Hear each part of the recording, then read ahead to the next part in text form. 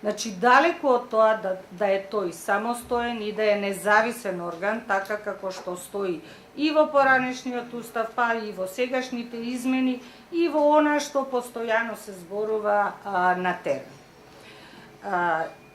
Ако направиме некој компаративен преглед на начинот на избор на судии, ние ќе видиме многу различни модели.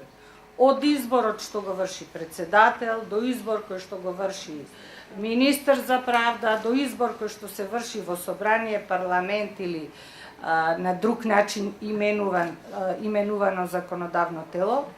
Она што е овдека важно е дека во државата ја нема поделбата на власта. Судска, законодавна и извршна.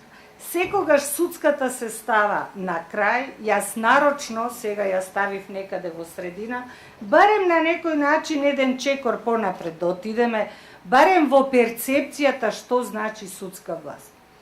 Пред известно време реков и повторно ќе повторам и ќе го поддржам професорот во оној дел кај што на некој начин низ неговото излагање стои дека држава без судство не е држава. Да се разбереме. Ние можеме овдека колку сакаме да дискутираме за некои формални прашања и формирање еве на ваков судски совет. Само да